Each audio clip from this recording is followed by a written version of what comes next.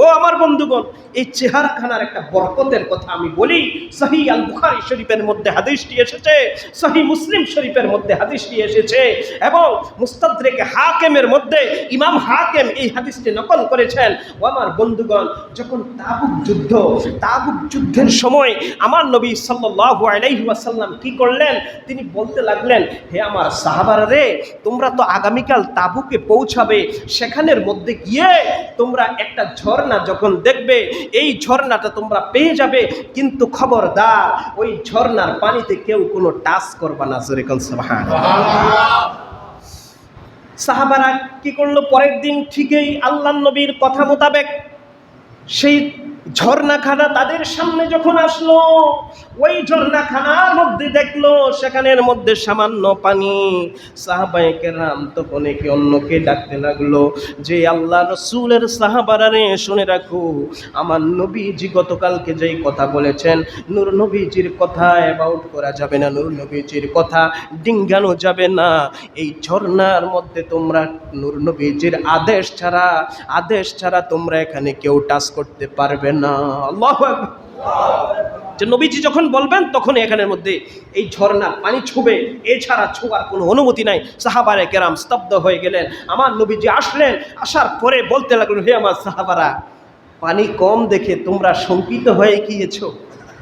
সাহাবায়ে কেরাম বলতে লাগলেন, ইয়া রাসূলুল্লাহ, পানি এত কম পানি, ইয়া রাসূলুল্লাহ, আমাদের এত সাহাবী, এদের তো এটা কোনোদিন পূরণ হবে না।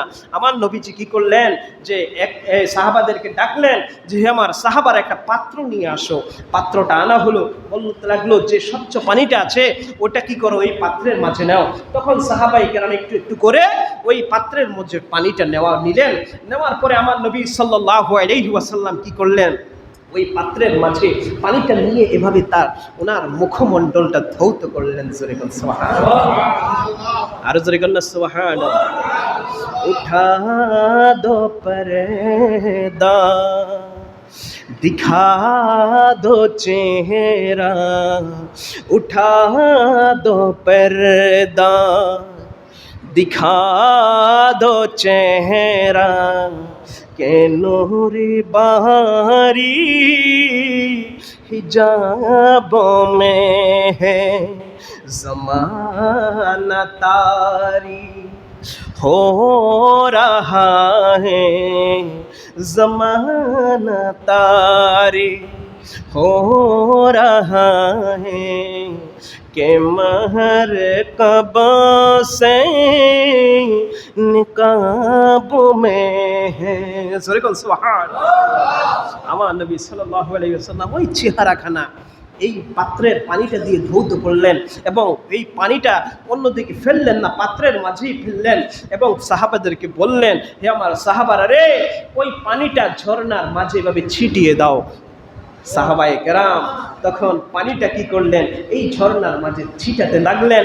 হযরতে আবু বকর, ওমর, উসমান বলতেছেন, খুদা কি কসম, আমরা পানিটা ছিটানো দেরি, যেই মৃত প্রায় ঝর্ণাটা এভাবে এমন ভাবে কি হয়ে গেল, পানিতে পরিপূর্ণ হয়ে গেল, পানির ফোয়ারা এটার মধ্যে কয়েক হাজার গুণ বেগে স্প্রিট শুরু হয়ে গেল।